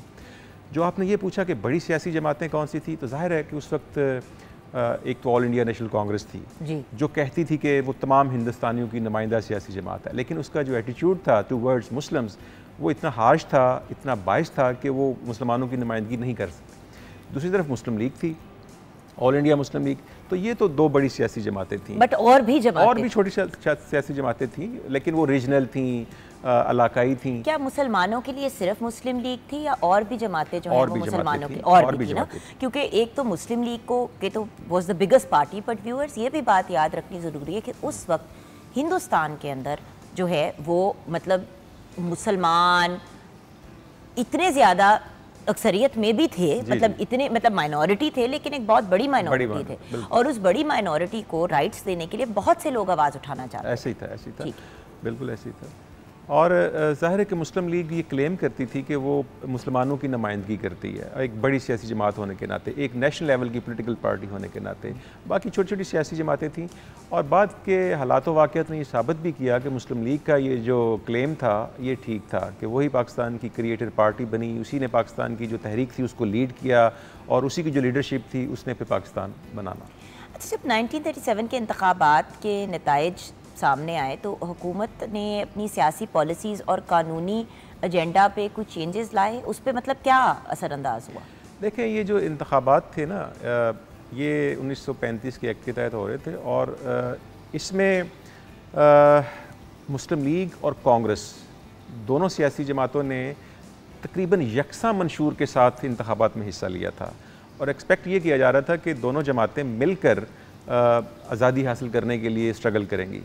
लेकिन जब कांग्रेस को थोड़ी सी वेटेज मिली, उसको सीट्स ज़्यादा मिली, 5 सूबों में तो उसको बराह रास्त अक्सरियत मिल गई, 2-3 सूबों में उसने कोलिशन के साथ भी गवर्नमेंट बनाई, तो उसकी जो सोच थी, उसका जो माइंडसेट था वो चेंज हो गया। अब वो मुस्लिम लीग को साथ लेकर नहीं चलना चाहती थी, और अनफॉर्चुनेटली उनको ये बात हिट भी की कि मुस्लिम लीग एक प्रॉपर पार्टी है, ये नहीं है कि मतलब आप उनको इतना लाइटली नहीं ले सकते। इतना लाइटली नहीं। और दूसरी तरफ मुस्लिम लीग उस तरह की परफॉर्मेंस ना दिखा सकी इन इंतखाबात में, बहुत कम सीट्स मिली, बल्कि कुछ ऐसे इलाके थे जहाँ की आबादी तो मुसलमानों की थी, अक्सरियत थी, लेकिन वहाँ पर मुस्लिम लीग सीट्स नहीं ले जा सकी। मसलन NWFP में या सिंध में इन इंतखाबात में मुस्लिम लीग को बुरी तरह से नाकामी हुई। लेकिन एक जिसे कहते हैं ना ब्लेसिंग इन डिस्गाइज, इसी नाकामी में फिर मुस्लिम लीग ने अपने आप को रिवाइव किया, रियलाइज़ किया अपनी शॉर्ट कमिंग्स को, और फिर वो नई सफ़बंदी की उन्होंने। अच्छा सर, औरतों को इन इंतखाबात में 1937 के वोट देने को वाला क्या मामला बना, क्योंकि ख़वातीन तो हमेशा मार्जिनलाइज थी? बिल्कुल, ये हम हिस्ट्री को उसके ओरिजिनल कॉन्टेक्स्ट में जाकर देखेंगे तो हमें अंदाज़ा होगा कि न सिर्फ हिंदुस्तान में बल्कि पूरी दुनिया में ख़वातीन को बहुत बाद में जाकर वोट का हक़ मिला। अगरचे बरतानिया का जो जमहूरी निज़ाम है, पार्लिमानी निज़ाम है, बहुत पुराना है, लेकिन वहाँ पर भी ख़वातीन को 1918 में वोट का राइट मिला। अब जब हम हिंदुस्तान की बात करते हैं तो यहाँ पर भी 1920-21 में ये बहुत ही महदूद पैमाने पर, और वो भी उनकी जो क्वालिफ़िकेशन थी वोटर की, वो वाली नहीं थी जो मेल की थी, मर्दों की थी। और ख़वातीन को भी उनके मेल मेंबर्स की साथ अटैच करके वोटर का हक दिया गया। जी बिल्कुल। और यहाँ तक कि उनको वोट का तो बहुत मामूली सा हक दिया गया, लेकिन कैंडिडेचर का हक नहीं दिया गया, वो इलेक्शन लड़ नहीं सकती थी। और ये एक बहुत ही अजीब फिनोमेना है कि उनको वोट का हक बहुत ही महदूद पैमाने पर। 50% आपकी किसी भी मुल्क की पॉपुलेशन 50%, 45%, 45 और 55% के बीच में कहीं होती है, राइट? अप्रॉक्सीमेटली यही होता है हर मुल्क में। आप इतनी बड़ी पॉपुलेशन को कहते हैं बह जाओ घर, बिल्कुल, ना तू वोट दे सकता है, ना तू खड़ा हो सकता है, ना तू वोट दे सकता है। और वोट अगर देना है तो आप वोट दे सकते हैं, लेकिन आप एज अ वुमन खड़े नहीं हो सकते। It just makes no sense to me. देखिए, उस वक्त की जो बड़ी पॉलिटिकल लीडरशिप थी, हमें ऐसे भी रेफरेंसेस मिलते हैं जिसमें गांधी जैसा बड़ा लीडर भी ख़वातीन की कैंडिडेचर के ख़िलाफ़ था, उनको वोट देने के हक़ के ख़िलाफ़ था आगाज़ में। और बम्बई पहला सूबा था जहाँ ख़वातीन को 1921 में बहुत ही महदूद पैमाने पर हक़ मिला, और उनका जो क्वालिफ़िकेशन थी वो बिल्कुल मुख्तलिफ थी। और आप हमारे कायद को देखें कि उनकी बहन, देखिए बहन से ज़्यादा पाकीज़ा और ख़ूबसूरत रिश्ता क्या है? बहन, माँ और बेटी होती है। बिल्कुल। अपनी बहन के साथ शाना बशाना खड़े, पूरी तहरीक में उनके साथ रही, और उन्होंने वो तो रही, लेकिन आप ये देखें कि एज अ मैन उन्होंने कहा कि हाँ तुम मेरे साथ खड़ी हो। बिल्कुल, ये एक बड़ी इंपॉर्टेंट चीज़ है। वो तो चाहे शाना बशाना खड़ी थी, चाहे वो करना चाह रही थी जो भी करना चाह रही थी, लेकिन भाई ने अपनी बहन को कहा कि yes, represent the women, women empowerment उन्होंने कहा। तो वुमेन एम्पावरमेंट तो हम तब से देख रहे हैं पाकिस्तान में। बिल्कुल देख रहे हैं, ऐसे ही है। अच्छा सर, 1937 के इलेक्शंस के बाद मुसलमानों को किन मुश्किलात का सामना करना पड़ा? क्योंकि पल्ला कुछ पलट सा गया, हालात बेहतर होने के बजाय खराबी की तरफ चले गए। देखिए, जब कांग्रेस तो यही सोच रहे थे इलेक्शंस होंगी तो मामले सेट हो जाएंगे, हालात बेहतर होंगे, लेकिन कांग्रेस को जब ये मौका मिला तो उसने तो ऐसे महसूस हुआ कि जैसे उसने बदला लेना शुरू कर दिया, और एक तवील फहरिस्त है ऐसे इकदाम की जो कांग्रेस ने किए, और उनका बराह रास्त निशाना मुसलमान थे। मतलब सबसे पहले तो उन्होंने मुस्लिम लीग को ही ख़त्म करने की कोशिश की। जो नेहरू थे वो ख़ुद अवामी राब्ता मुहिम पर निकले और मुस्लिम लीग के ख़िलाफ़ उन्होंने बातें की। इवन कायदे आज़म को एक रुजत पसंद कहा और उन्होंने कहा जी कि इनकी लीडरशिप को ख़त्म करें, आप बराह रास्त कांग्रेस का हिस्सा बने। पहली बात तो मुस्लिम लीग को ख़त्म करने की कोशिश की।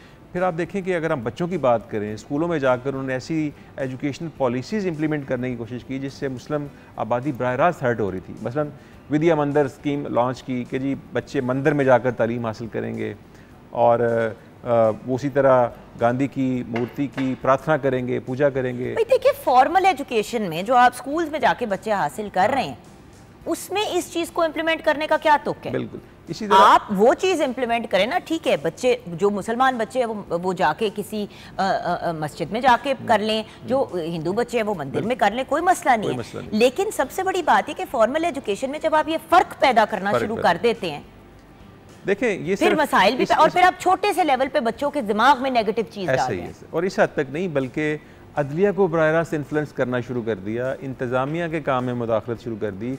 दोनों सियासी जमातों के अपने अपने फ्लैग्स थे, पार्टी फ्लैग्स। कांग्रेस ने अपने पार्टी फ्लैग को नेशनल फ्लैग डिक्लेयर कर दिया, सरकारी इमारतों पर ये परचमा भेजा होगा। और जब मुस्लिम लीग ऐसा करती थी तो लड़ाई झगड़े शुरू हो जाते थे। गाय ज़िबा करने पर ऑफिशियल पाबंदी लगा दी गई, मस्जिदों में अजान देने को रोका गया, और इस तरह के बेशुमार वाक़यात इक़दामात हैं। बल्कि कई लोगों ने बाद में इसके ऊपर फिर इन्वेस्टिगेशन रिपोर्ट्स लिखी। इवन कायद-ए-आज़म रहमतुल्लाह अलैह ने भी जिम्मेदारी लगाई कुछ मुसलमान लीडरों की कि वो जहाँ जहाँ भी इस तरह के वाक़यात हुए उनको रिपोर्ट करें, एडिट करें और बाकायदा पब्लिश करें और बताएं कि क्या हुआ। फिर पता चला कि किस तरह कांग्रेस ने अपनी इस हैसियत का नाजायज़ फ़ायदा उठाते हुए उस वक्त की मुस्लिम पॉपुलेशन को हर्ट किया। अच्छा सर, कायद का क्या रोल था 1937 के इलेक्शंस में और फिर उसके बाद? देखिए, क्योंकि आपका एटीट्यूड भी चेंज हो गया था उसके बाद। पहली बात तो ये कि कायद-ए-आज़म जब इस इलेक्शन में लीड कर रहे थे तो उन्होंने मुस्लिम लीग को रिवाइज़ किया, एक तरह से उसकी पॉलिसीज़ को प्रो पीपल किया, इसको मास बेस्ड पार्टी में कन्वर्ट किया, इसकी जो एनुअल सब्सक्रिप्शन थी वो कम की, पार्टी मेंबरशिप जो है वो पब्लिक के लिए, आम आदमी के लिए, मासेस के लिए ओपन की। इससे पहले ये कैडेट टाइप पार्टी थी, बंद कमरों में और ड्राइंग रूम्स में इनके इजलास होते थे, लेकिन कायद-ए-आज़म इसको कमरों से निकाल कर मैदानों में ले आए, इसको एक तरह से एक नई रूह फूंकी इस पार्टी में। अगरचे इस इलेक्शन में वो परफॉर्मेंस नहीं रही इस जमात की, ज़ाहिर है कि अभी नया इसको रिवाइज़ किया था, लेकिन आगे चलकर इसका फ़ायदा ये हुआ कि आप देखें कि 40 में इस 2-3 साल के बाद ये लाहौर की जो रेजोल्यूशन थी, जिस शहर में हम बैठकर आज बात कर रहे हैं, उस शहर में उस वक्त हिंदुस्तान का सबसे बड़ा जलसा होता है और उसके पीछे यही कायद-ए-आज़म की पॉलिटिकल लीडरशिप थी। उन्होंने पार्टी को इस हद तक ऑर्गेनाइज़ कर दिया, इसकी जो प्रोविंशियल ब्रांचेस थी, जो डिस्ट्रिक्ट ब्रांचेस थी, उनको इतना ऑर्गेनाइज और इतना वाइब्रेंट कर दिया कि वो मुस्लिम लीग एक इतना बड़ा और कामयाब जलसा करने में कामयाब हो गई। और वो जो हिंदू प्रेस था या जो कांग्रेस के प्रो कांग्रेस न्यूज़पेपर्स थे, वो इसको कहना शुरू हो गए कि ये पाकिस्तान की करारदाद है, हालांकि लफ्ज़ पाकिस्तान उसमें इस्तेमाल नहीं हुआ था। और वो इस हद तक खौफज़दा थे इस इजलास से और इस जलसे से कि उन्होंने इसको मुलतवी कराने की कोशिश की, इसको कि किसी तरह ये मुसलमान इकट्ठे ना हो सकें। इसके बावजूद कायद-ए-आज़म की लीडरशिप इतनी क्रिज़मेटिक थी, इतनी डायनामिक थी, इतनी वाइब्रेंट थी कि उन्होंने मुस्लिम लीग को एक मास बेस्ड पार्टी में कन्वर्ट करके रख दिया। तो जाहिर है कि ये उनकी लीडरशिप का रोल है। अच्छा, कांग्रेस का जो रवैया था और फिर कांग्रेस मिनिस्टर ने रिज़ाइन क्यों किया, ये भी ज़रा बताइए। जी, ये बड़ा इंटरेस्टिंग, ये भी मामलात हुए थे कुछ। बड़ा इंटरेस्टिंग सवाल है। देखें, उस वक्त दूसरी जंग अज़ीम होने जा रही थी और कांग्रेस के जो लीडर्स थे उनका ख्याल था कि ज़ाहिर है कि बरतानिया को यहाँ से सपोर्ट चाहिए और यहाँ पर कांग्रेस पावर में थी, हुकूमत में थी, और कांग्रेस ने बरतानवी हुकूमत पर प्रेशर डालने के लिए कहा कि जी हम तो इस्तीफ़े दे देंगे या आप हमें मज़ीद इख्तियारात दें। ओके, अगर आप हमें इख्तियारात नहीं देते तो हम यहाँ पर एक डेडलॉक पैदा कर देंगे। तो दूसरी तरफ ब्रिटिश आर्मी में मुसलमानों की बड़ी तादाद थी, अंग्रेज़ ये भी नहीं चाहता था कि मुसलमानों को नाराज़ करें, इसलिए उन्होंने कहा जी कि आप इस तरह ना करें। लेकिन कांग्रेस ने अपने उस एग्रेसिव एटीट्यूड को यूटिलाइज़ करते हुए कहा कि हम तो इस्तीफ़े दे रहे हैं, फिर आप जाने और आपका ये काम जाने। तो जब उन्होंने इस्तीफ़े दिए तो दूसरी तरफ फिर मुसलमानों को एक मौका मिला, कायद-ए-आज़म को एक मौका मिला कि वो इस पर अपना प्लेयर शो करें। इसको कहा कि डे ऑफ डिलीवरेंस है, ये तो यौम निजात है कि कांग्रेस ने इस्तीफ़े दिए, कांग्रेसी मिनिस्ट्री से हमारी जान छूटी, ये जो वजारतें थी इनकी, ये मुसलमानों को पेनलाइज कर रही थी, इनको टारगेट कर रही थी, अदालतों के काम में मुदाखलत कर रही थी, इंतज़ामिया को, मजिस्ट्रेट्स को और जो दूसरे लोग थे उनको हर्ट कर रही थी, बराह रास्त टारगेट किया हुआ था, तो हमारी तो जान छूटी। तो कायद-ए-आज़म ने कहा जी कि 22 दिसंबर 1939 को हम पूरे हिंदुस्तान में यौम निजात मनाएंगे। जब ये बात कायद-ए-आज़म ने कही तो कांग्रेस को तो आग लगी, उन्होंने कहा जी ये आप क्या कर रहे हैं। तो इसकी सपोर्ट मुसलमानों की तो थी कायद-ए-आज़म को, लेकिन जो दूसरी भी माइनॉरिटीज़ थी उन्होंने भी इस बात पर कायद-ए-आज़म को अप्रिशिएट किया कि आज तो आपने हमारे भी दिल जीत लिए। कांग्रेसी जो मिनिस्ट्रीज़ थी वो सिर्फ मुसलमानों बल्कि दूसरी जो माइनॉरिटीज़ थी उनको भी इसी तरह। तो ये यौम निजात एक तरह से पूरे हिंदुस्तान में सेलिब्रेट किया गया और इसकी वजह से फिर ज़ाहिर है कि जिना का कद और बढ़ा, मुस्लिम लीग की पॉपुलैरिटी में और इजाफा हुआ, यहाँ के जो इश्यूज़ थे वो और ज़्यादा हाईलाइट हुए मामला, तो इसलिए इसको यौम निजात पाकिस्तान बनने की तरफ ये मज़ीद और चीज़ एम्फसाइज हुई। अच्छा सर, एंड में आप हमारे व्यूअर्स को मैसेज क्या देना चाहेंगे? देखिए, आज़ादी का महीना है और कौमों को जो आज़ादी है उसमें बहुत मेहनत लगती है, बहुत कुर्बानियाँ दी जाती हैं। तो जब पाकिस्तान बना तो हमारे आबो अजदाद, अब शायद वो नस्ल ख़त्म होती जा रही है जिसने अपनी आंखों से पाकिस्तान बनते देखा, लेकिन हमें उनकी उन कुर्बानियों की कदर करनी चाहिए। आज हम जिस आज़ाद फ़ज़ा में सांस ले रहे हैं ये उनकी स्ट्रगल का नतीजा है। तो इस आज़ादी की नेमत को रिस्पेक्ट करना चाहिए और आज़ादी साथ ज़िम्मेदारी का भी एहसास दिलाती है। हमें अपने आइन की, अपने कानून की पाबंदी करनी चाहिए। जो विजन था कायद-ए-आज़म का, एक प्रोग्रेसिव मॉडरेट पाकिस्तान, उसको फुलफ़िल करने के लिए अपना रोल प्ले करना चाहिए। यही मेरा पैगाम है आज। सर वही वाली बात कह रहे हैं व्यूअर्स, जो हम भी कहना चाह रहे हैं, जो शुरू में भी मैंने आपसे बात की कि देखें व्यूअर्स, हर इंसान जो एक पाकिस्तानी सिटीज़न है उसको एज़ पाकिस्तानी रिस्पेक्ट देना, रिगार्ड देना। देखिए हर इंसान अपने लेवल पे कुछ ज़रूर कर सकता है। ज़रूरी नहीं है कि हम हमेशा किसी मुहिम की, किसी कैंपेन की ही बात करें। हर इंसान इंडिविजुअल लेवल पे ये पूछे कि मैं क्या कर सकता हूँ, मेरी ज़ात अपने मुल्क के लिए क्या कर सकती है, ना कि मेरे मुल्क ने मुझे क्या दिया। भाई उसने आपको एक आइडेंटिटी दी, उसने आपको एक मतलब एक आज़ाद फ़िज़ा दी जिसमें आप सांस ले सकते हैं, मूव अराउंड कर सकते हैं। जब आपको इतना कुछ मिल गया तो क्या आपका कुछ वापस देना नहीं बनता? और वहीं पे ये बात आ जाती है कि भाई नॉन मुस्लिम्स के साथ अपना एटीट्यूड अच्छा रखें, अपने टैक्सेस को पे करें, हर वो चीज़ करें जो एक अच्छा इंसान करता है, एक लॉ अबाइडिंग सिटीज़न करता है। आप एक positive citizen of Pakistan by default बन जाएंगे, क्योंकि एक अच्छा पाकिस्तानी सिटीज़न एक अच्छा इंसान भी है। यहाँ पे हम अपनी इस कॉन्वर्सेशन को क्लोज़ करेंगे। Sir God bless you and thank you. Break के बाद जब व्यूअर्स वापस आएंगे तो कुछ हाई अचीवर से मुलाकात करेंगे और कुछ ट्रिब्यूट्स पेश करेंगे to our beautiful nation Pakistan.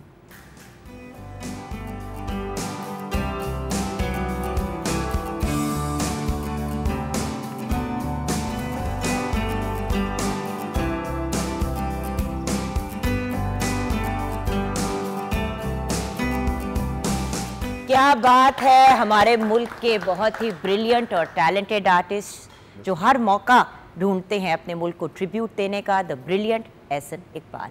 आई एहसन अब्बास, बाल क्यों बुला दिया, एहसन इकबाल कोई और है, एहसन अब्बास बहुत ही ब्रिलियंट आर्टिस्ट। अस्सलाम वालेकुम एहसन। वालेकुम अस्सलाम, कैसे? मैं बिल्कुल ठीक ठाक हूँ, अल्लाह का शुक्र है। और बहुत ही खूबसूरत ट्रिब्यूट आपने पेश किया, थैंक यू सो मच। और मज़ीद हम आपको तंग करते रहेंगे। आज हमने शो पे आपको बुलाया ताकि आपकी मुलाकात कराएं अपने मुल्क के सुपरस्टार से, उन ब्रिलियंट पर्सनैलिटीज़ से जिन्होंने स्पेशल ओलंपिक्स में, हमारे जो डिफरेंटली एबल्ड बहुत ही टैलेंटेड और ब्रिलियंट बच्चे हैं, उन्होंने स्पेशल ओलंपिक्स में 83 मेडल्स अपने नाम किए। 83 मेडल्स, क्या बात है व्यूअर्स, 83 मेडल्स अपने नाम किए 11 डिफरेंट स्पोर्ट्स में। आज हमारे साथ उनकी उस टीम में से 2 ऐसे लोग हैं जो ट्रेनर्स हैं और इन्हें हेड भी करते हैं। सबसे पहले मुलाकात करते हैं माहम तारिक से। आप साइकिलिंग की कोच हैं। अस्सलाम वालेकुम। जी वालेकुम सलाम। और माहम के साथ हमें ज्वाइन किया है रज़िया ने। आप पावर लिफ्टिंग की कोच हैं। अस्सलाम वालेकुम रज़िया जी। वालेकुम अस्सलाम, आप कैसी हैं? अल्लाह का बहुत शुक्र है, आपको बहुत बहुत मुबारक हो। क्योंकि देखिए कोच जिस तरह स्कूल में हमारे टीचर्स होते हैं, हमारे उस्ताद होते हैं, उसी तरह कोच उस्ताद होता है जी। और जब भी उनका स्टूडेंट अच्छा परफॉर्म करता है तो उनको उतनी खुशी होती है जितनी माँ बाप को होती है जी। क्योंकि उस्ताद एक्चुअली आपका रूहानी पेरेंट है। और ये एक बड़ी इंपॉर्टेंट चीज़ है और इस पर हम बहुत जल्द शो भी करेंगे कि हमारे टीचर्स और हमारे उस्ताद हमारी ज़िंदगी में क्या अहमियत रखते हैं और टीचर्स का एहतराम कितना इम्पोर्टेंट है। तो हमारे लिए बहुत बड़ा ऑनर है कि आप टीम के कुछ लोगों को लेके आएँ, क्योंकि obviously it's a large group of people, but हम जितने लोगों को अकोमोडेट कर सके हमने उनको बुलाया। आइए मिलते हैं हमारे हीरोज़ से। हमारे साथ ज़ैनब अली रज़ा हैं। आपने 1 गोल्ड एंड 1 ब्राउन्ज मेडल अपने नाम किया इन साइकिलिंग। अस्सलाम वालेकुम ज़ैनब। ज़ैनब के साथ हमें ज्वाइन किया है मिनाहिल असलम ने। मिनाहिल असलम जो हैं उनको सिल्वर मेडल मिला है इन एथलेटिक्स। अस्सलाम वालेकुम मिनाहिल। वालेकुम अस्सलाम। कैसी हो बेटी? मैं ठीक हूँ। अच्छा, मिनाहिल के साथ हमें ज्वाइन किया है स्नेहा ने। अस्सलाम वालेकुम। वालेकुम सलाम। बास्केटबॉल में ठीक है? इनकी पोजीशन आई। अस्सलाम वालेकुम, कैसी हो? ठीक, आप कैसी हैं? मैं बिल्कुल ठीक हूँ। अभी मैं आप लोगों से भी बात करूँगी आप लोगों की परफॉर्मेंस के बारे में। नेक्स्ट हमारे साथ अनस है जिन्होंने ब्रॉन्ज मेडल हासिल किया है इन हॉकी। अस्सलाम वालेकुम। वालेकुम सलाम, क्या हाल है? बिल्कुल ठीक ठाक Anas, welcome to the show. और इनके साथ हैं मेरे बेटे वाले नाम वाले हमजा नवाज। इन्होंने 4th पोजीशन ली है पावर लिफ्टिंग में। अस्सलाम वालेकुम हमजा। वालेकुम। कैसे हो? अल्हम्दुलिल्लाह। और कॉन्ग्रेचुलेशंस, आपको बहुत मुबारक हो। Thank you. अच्छा, तो ये वो हीरोज़ हैं जो हमारे मुल्क के लिए मेडल्स लेके आए। ये वो लोग हैं जो हमारे मुल्क की एक पॉजिटिव इमेज क्रिएट करते हैं। तो सबसे पहले तो हमें ज़रा इस पूरे एक्सपीरियंस के बारे में बताएं मैडम। जी बिल्कुल, ये बहुत डिफरेंट एक्सपीरियंस था मेरे लिए तो ख़ास तौर पे, First क्योंकि मेरा स्पेशल ओलंपिक्स के साथ ये फर्स्ट टाइम है। वरना तो मैं अपनी फील्ड में और साइकिलिंग में पिछले 12 बड़ी साल दफ़ा से पाकिस्तान को रिप्रेजेंट भी कर चुकी हैं, बाहर भी और पाकिस्तान में भी। बट ये वाला एक्सपीरियंस टोटली डिफरेंट है। लाइक ये दूसरी फीलिंग्स की तरह मैं नहीं बयान कर सकती, क्योंकि मतलब कि एक दिल का सुकून आप कह सकते हैं कि हमें अल्लाह ताला ने चूज़ किया है इन बच्चों के लिए कुछ करने के लिए। लाइक हम कहते हैं कि हम आपस में जब बात करते हैं कि हम लोग इनको ट्रेन करते हैं तो we are the chosen one, कि अल्लाह का बड़ा करम है कि आपको ये मौका मिला। जी जी जी। So we are very glad कि हम वन ऑफ द टीम में से हैं और हमें ये मौका मिला। जी रज़िया जी, स्पेशल ओलंपिक्स का हिस्सा कैसे बनी, क्या क्या स्टोरी है ये? मैं एक्चुअली हूँ 2008 से स्पेशल ओलंपिक्स के साथ, तो मैं वॉलंटियर वर्क करती हूँ।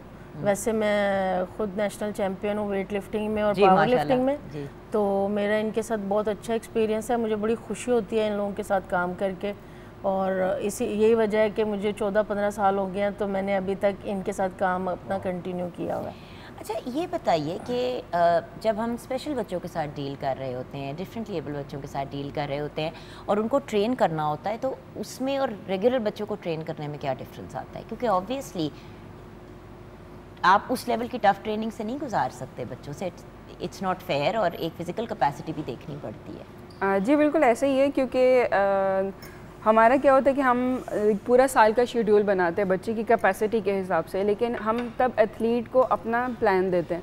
लेकिन when we are working with these kids तो हमें इनके प्लान के मुताबिक चलना पड़ता है कि इनकी क्या कैपेसिटी है और ये किस तरह से क्या कर सकते हैं। तो हमें सिर्फ उन्हीं को लेके चलना होता है कि हम इनसे पूछना होता है कि हाँ भाई आप बताएं कि क्या करना है क्या नहीं करना, तो हम इनके मूड से चलते हैं फिर। अच्छा, पेरेंट्स की कितनी सपोर्ट होती है? पेरेंट्स की काफ़ी सपोर्ट है, क्योंकि अगर पेरेंट्स सपोर्टिव ना हो तो बच्चे और उसके साथ साथ सेलेक्ट आप लोग कैसे करते हैं, ये भी एक अंडरस्टैंड करने वाली बात है, क्योंकि लोग तो यूजुअली अपने स्पेशल बच्चों को अनफॉर्चुनेटली घरों में छुपा लेते हैं। बहुत से लोग तो स्कूल भी नहीं भेजते जी, और नॉर्मल स्कूल, रेगुलर स्कूल्स जो होते हैं, रेगुलर स्कूल सिस्टम्स जो होते हैं, उनमें अक्सर दाखिला नहीं होता, और अगर होता है तो कहते हैं कि जी साथ स्पेशल टीचर भी रखें, उस टीचर का अलहदा स्कूल की फीस से ज़्यादा खर्चा हो जाता है। तो पेरेंट्स के लिए भी बड़ा मुश्किल है स्पेशल बच्चों के साथ मैनेज करना। नहीं मैम, अब ये है कि और ये हमारी गलती है, बाय द वे, बच्चों की फॉल्ट नहीं है, वो तो अल्लाह मियाँ का एक बहुत खूबसूरत तोहफा बिल्कुल हमें अल्लाह ताला ने एक इतने प्यारे तोहफे के फॉर्म में ये यंग जीनियसेस हमें दिए हैं। अब इनको हम निखार के कैसे निकालते हैं हम पे डिपेंड करता है। बाहर के मुल्क में ऑटिस्टिक बच्चे बहुत बड़े बड़े पेंटर्स हैं जी, ऐसे है, आर्टिस्ट हैं, फुटबॉलर्स हैं। कौन सा स्पोर्ट है, कौन सी गेम है, कौन सी चीज़ है जो बाहर के ममालिक में बच्चे नहीं खेलते? स्पोर्ट है। नहीं, अब ऐसा है कि पाकिस्तान में भी स्पेशल बच्चों के बहुत सारे इंस्टीट्यूशंस बन गए हुए हैं, और एसओपी जो हमारा स्पेशल ओलंपिक्स पाकिस्तान है उसके साथ एफिलिएट है। हाँ जी। स्कूल लेवल पे स्कूल के कोचेस बच्चों को आइडेंटिफाई करते हैं कि किस बच्चे में कौन सी एबिलिटी है, वो फिर गेम वाइज बच्चों को सिलेक्ट करके जो स्कूल गेम्स आती हैं उसमें लेकर के आते हैं। फिर हमारा पंजाब गेम्स आती हैं, उसके बाद हम नेशनल गेम्स करवाते हैं हर गेम की, तो उसमें ये पार्टिसिपेट करते हैं, वहाँ से फिर हम इनको इंटरनेशनल लेवल के लिए चूज़ करते हैं। यानी कि स्कूल्स जो हैं उनके साथ आपकी एफिलिएशन है, वो आप उधर जाते हैं या वो आपको रेकमेंड करते हैं, क्या सिलसिला होता है? जब गेम्स होती हैं तो ऑब्वियसली ग्राउंड्स में आते हैं, वहाँ फिर कोचेज़ जो हम ऑफिशियल कोचेज़ हैं वहाँ हम लोग भी जाते हैं, गेम्स कंडक्ट करते हैं, उसमें से फिर हम बच्चों को देखते हैं कि जी बिल्कुल ऐसे ही है, उसमें टैलेंट देखते हैं बच्चे में गेम वाइज है नहीं है, फिर अगर वो किसी और गेम में बेस्ट हो सकता है तो फिर उसको उसकी एबिलिटी के हिसाब से उस गेम में हम लोग भेज देते हैं। जी, प्रॉपर असेसमेंट होती है बच्चे की, ना कि सिर्फ ये स्कूल्स को इनविटेशन जाता है, ये ओपन इनविटेशन होता है कि कोई इंडिविजुअल भी आके हमें ज्वाइन कर सकता है। हमारे जब कैंप्स लगते हैं तो वो ओपन होते हैं, ओपन भी बच्चे आते हैं, स्कूल से भी आते हैं, स्कूल वाले बच्चों को लेके आते हैं, और देन फिर उनमें पूरा प्रॉपर हम टैलेंट हंटिंग प्रोग्राम होता है, और पूरा उनके असेसमेंट के बाद उनको कोई वेबसाइट या कोई ऐसी जगह है, क्योंकि मैं चाहूँगी कि हमारे जो इस वक्त व्यूअर्स देख रहे हैं, अगर आपके घर में भी कोई स्पेशल बच्चा है और उनको स्पोर्ट्स खेलने का शौक़ है, तो प्लीज़ व्यूअर्स घरों में बंद करके ना रखें। इन बच्चों को उतना ही राइट है ज़िंदगी जीने का और हर चीज़ में पार्टिसिपेट करने का। हाँ बिल्कुल, जितना एक आम बच्चे को आपको या मुझे राइट है उतना ही हर बच्चे को, and as a citizen of Pakistan हमारा फ़र्ज़ बनता है कि हम इनको आगे लेके आएं। जी बिल्कुल, और स्पोर्ट्स जो है इन बच्चों के लिए बहुत ज़रूरी है। तो किस तरह राब्ता कैसे करें अगर आप लोगों के कैंप्स में आना हो या व्हाटएवर, किस तरह पता चलेगा किसी को? हमारे रीजनल ऑफिसेज बने हुए हैं, इस्लामाबाद में है, सिंध में है और पंजाब में रीजनल ऑफिसेज हैं। आप डायरेक्टली ऑफिस जा सकते हैं, फेसबुक के हमारे पेजेस हैं, फेसबुक पे रब्ता कर सकते हैं और वेबसाइट भी है स्पेशल ओलंपिक्स पाकिस्तान के नाम से। स्पेशल ओलंपिक्स पाकिस्तान के नाम से वेबसाइट है व्यूअर्स, आप जाके चेक कर सकते हैं। और अगर आपने अपने बच्चों को भी इन्वॉल्व करना है, पार्टिसिपेट कराना है, तो इंस्ट्रक्शंस वहाँ पे होंगी। अच्छा, ज़रा बच्चों से बात करते हैं। ज़ैनब, माइक पकड़िए बेटा। ज़ैनब, अपने एक्सपीरियंस के बारे में बताओ। मैं बहुत शौक था साइकिल चलाने का, फिर आगे मैं साइकिल चलाई थी।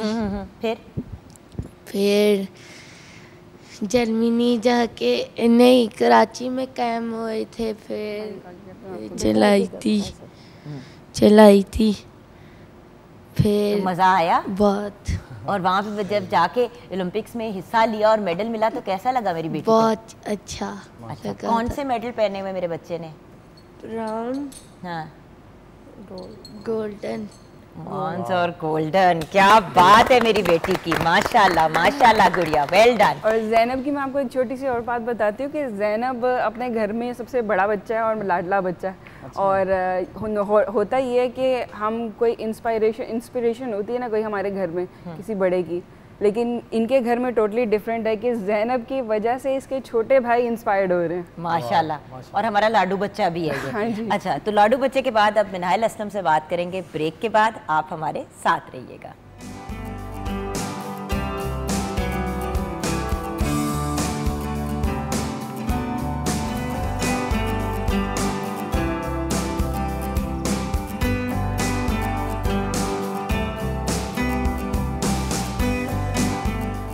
Welcome back from the break viewers. अभी एहसन और मैं यही बात कर रहे थे कि ये जो प्यारे प्यारे बच्चे आज शो पे आए हैं, हम इनके इतने बड़े फ़ैन हैं। अल्लाह इनको ज़िंदगी दे, कामयाबी दे, आमीन। और एहसन तो बहुत ही बड़ा फ़ैन बन गया है हमज़ा का। अभी हम हमज़ा की तरफ जाएंगे, लेकिन पहले अच्छा, by the way viewers, special Olympics में पाकिस्तानी हमारे इन सुपरस्टार्स ने 83 मेडल्स हासिल किए 11 डिफरेंट स्पोर्ट्स में। हमारे साथ 5 बच्चे आज हैं। ज़ैनब का पॉइंट ऑफ व्यू तो आपने सुना। अब मिनाहिल असलम से बात करते हैं। अस्सलाम वालेकुम मिनाहिल। वालेकुम अस्सलाम। बेटी बताओ अपने बारे में थोड़ा सा। मैं रेस करती हूँ और लॉन्ग जंप करती हूँ और 100 मीटर रेस होता है मेरा। अच्छा। और जब मैं बर्लिन गई हूँ तो वहाँ बहुत अच्छा लगा। बहुत अच्छा लगा? एंजॉय किया? बहुत एंजॉय किया। अच्छा, स्पोर्ट्स तो खेली, वैसे एंजॉय किया? बाहर निकले? जी, हम लोग बाहर निकले थे, हम लोग बहुत एंजॉय करके आए हैं। हाँ जी, तो हमारे साथ बैठी हुई हैं स्नेहा, इनकी तरफ भी चढ़ते हैं। गुड जॉब बेटा, वेल डन। और आपको मिला था सिल्वर मेडल एथलेटिक्स में, राइट, जो आपने पहना भी हुआ है। क्या बात है बेटा। चलो अब चलते हैं स्नेहा के पास। हाँ जी मैडम। स्नेहा को ना खुसफुस करने की बड़ी आदत है, तब जब से बैठी है तो इधर खुसफुस कर रही है, उधर पता नहीं हमारे बारे में क्या बातें हो रही हैं। ये हम बाद में ज़रा मैं सेट करती हूँ, आप फिक्र ना करें व्यूअर्स। अच्छा, तो स्नेहा मैडम जो हैं वो स्पोर्ट्स तो खेलती हैं। बास्केटबॉल में इन्होंने 4th पोजीशन तो हासिल की, लेकिन उसके अलावा स्नेहा जो हैं वो ऑनलाइन काम भी करती हैं। यस, मैं करती हूँ। लोग कहते हैं फेक है, मैंने कहा कोई फेक नहीं है, आप घर बैठे पैसे कमा से। आजकल हालात बहुत ख़राब है, तो मैंने कहा हम 8 बहनें, तो मैं मजबूरी में स्टार्ट किया है। मेरा कोई भाई नहीं, हम सारी बहनें, मतलब हम 8 हैं। माशाल्लाह, तो अल्लाह की बहुत सी रहमत है आपके घर में। हाँ, सारी रहमत है। हम तो बाबा की मैं लाडली, तो मैंने कहा मैंने बास्केटबॉल खेलना है। अच्छा, फिर मैंने कहा मैंने खेलना जो मर्जी। मैंने मेडल लेके आती, देखती मेडल लेके आती तो मैं तुम्हें फिर जो मांगूंगी वही लेकर। मैंने कहा मुझे कार लेके दे। अब फिर अबू ने लेके दी? अबू कहते हाँ मैं इंशाल्लाह लेके दूंगी। इंशाल्लाह इंशाल्लाह। मैं हम जब गेम खेले ना, तो जब हम बाहर मुल्क गए ना, सबसे मिलके बहुत अच्छा लगा। मैं तो 4-5 दफ़ा कराची चली गई थी और मुझे यकीन नहीं आ रहा था मैं बाहर जा पाऊँगी। घर वाले कहते तुम मजाक कर, मैंने कहा इंशाल्लाह जाऊँगी। तो मैं जब मेडल लेके आई हूँ तो उन लोगों से मिली, बहुत अच्छा लगा। स्टारों से मिली, सबसे मिल के बहुत अच्छा। शुरू में इंसान कह रहे थे कैसे लोग, बहुत अच्छे लोग से मिली थी। मैं सदके जाऊँ बेटा, अल्लाह आपको और कामयाबी दे। अब बात करते हैं अनस से। जी अनस बेटा, अस्सलाम वालेकुम। वालेकुम सलाम। जी मेरा बच्चा, बताइए अपने बारे में हमें। पहले तो मैं गया था साइकिल में हॉकी से पहले, तो गिर गया था तो कामयाब नहीं हुआ था। तो फिर मैं हॉकी में आ गया था, फिर हॉकी से कामयाबी ली है सारा कुछ, तो ब्रॉन्ज हासिल की। ब्रॉन्ज मेडल, माशाल्लाह, वेरी नाइस बेटा। और आपके साथ बैठे हैं हमजा। मिस्टर हमजा ऑन है, टेंशन ना लो। ये बताओ मुझे कि अपने बारे में मुझे बताओ, क्या बताओगे सबको, सारे पाकिस्तान को अपने बारे में? मुझे बहुत खुशी हुई है इधर आके भी कराची आके भी जम्मू आके भी बहुत खुशी हुई है। पावर में मेडल जीते हाँ। जीत के आए हूँ,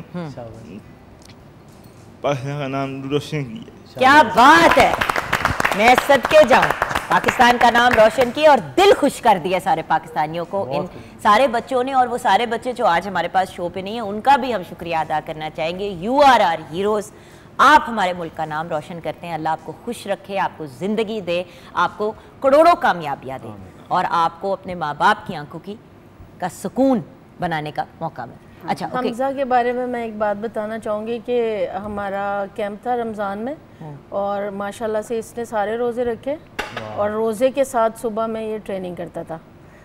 मैं खुद एक प्लेयर हूँ, मुझे पता है बहुत मुश्किल होता है सुबह मॉर्निंग सेशन करना, तो ये सुबह को ट्रेनिंग करके जाता था और फिर रोज़े के साथ सारा टाइम स्पेंड करना ये बड़ा टफ है। वेल डन बेटे, वेल डन। हमारे सारे ही बच्चे माशाल्लाह बहुत ही ब्रिलियंट है। आपका पैगाम हमारे व्यूअर्स के लिए? 14 अगस्त की आमद है पाकिस्तान से रिलेटेड, स्पोर्ट्स से रिलेटेड। जी बिल्कुल, मैं यही कहना चाहूँगी ख़ास तौर पे उन पेरेंट्स को कि जिन पेरेंट्स के घर माशाल्लाह से इस तरह के फरिश्ते आते हैं, उनको मैं कहना चाहूँगी कि इस चीज़ को काफ़ी हमारे पेरेंट्स जो है वो एक्सेप्ट नहीं करते। तो एक्सेप्टेंस एक बहुत ज़रूरी है और दूसरी ये चीज़ कि इन बच्चों का साथ दें, इंशाल्लाह ये आपका भरपूर साथ देंगे जिस तरह सब बच्चे देते हैं और इंशाल्लाह जितना आपकी सोच है उसकी कैपेसिटी से ज़्यादा ही आपको रिज़ल्ट देते हैं। और आप यकीन करें कि हम जब इनके साथ काम करते हैं तो अनएक्सपेक्टेड रिज़ल्ट्स देते हैं, मतलब कि हम इतना इनपुट नहीं करते जितना ज़्यादा ये आउटपुट देते हैं। और बाकी 14 अगस्त करीब है, ये हमारे सितारे हैं और बस इंशाल्लाह अल्लाह पाक हमारे मुल्क को। जी बिल्कुल, ज़ैनब की बर्थडे है। ज़ैनब की बर्थडे है भाई, क्या बात, ज़ैनब की बर्थडे आज। हैप्पी बर्थडे तो कहा दे हमारी बेटी के लिए। बार बार दिन ये आए, बार बार दिल ये गाए, ज़ैनब जी ये हजारों साल ये मेरी है आरज़ू। Happy birthday to you Zainab, happy birthday to you Zainab, happy birthday to Zainab, happy birthday to you Zainab. क्या बात है, हैप्पी बर्थडे गुड़िया, खुश। हाँ जी, आप क्या पैगाम देंगे? सारा पैगाम हमने दे दिया। मेरा पूरे पाकिस्तान, बड़ी बुरी बात है, हाँ। पूरे पाकिस्तान के लिए एक मैसेज है, प्लीज़ आप SOP की स्ट्रेंथ बने, स्पेशल ओलंपिक को सपोर्ट करें, कोचेस को, स्पेशल ओलंपिक्स पाकिस्तान को, और इन बच्चों को बहुत ज़्यादा सपोर्ट करें, इनकी स्ट्रेंथ बने जिस तरह ये हम कोचेस की स्ट्रेंथ बनते हैं और पाकिस्तान का नाम रोशन करते हैं और हमारे मुल्क की अच्छी खिदमत करते हैं। तो बस मैं यही कहना चाहूँगी। Thank you so much madam, आपका भी, आप दोनों का भी बहुत शुक्रिया, हमारे सुपरस्टार्स का भी शुक्रिया। किचन में भी जल्दी से नज़र डाल लेते हैं, देखते हैं कि क्या स्टेटस है जी। हमारी मलाई कबाब ग्रेवी बिल्कुल रेडी है और साथ में सैलड भी। हमारे तो नहीं है, चिकन के हैं। चिकन के। हाँ जी, हमारे कबाब ना बना देना, बच्चे परेशान हो गए थे कि अब हमारे कबाब बनेंगे। ओके, इस नोट पे शो को क्लोज करेंगे। ज़िंदगी रही तो इंशाल्लाह व्यूअर्स कल फिर मुलाकात होगी। क्या सुनाते हुए शो को क्लोज करेंगे जिसमें हमारे बच्चे भी पार्टिसिपेट कर सकें? पाकिस्तान का एक नाम मिलके लेते हैं, पाकिस्तान, पाकिस्तान, मेरा पैगाम पाकिस्तान।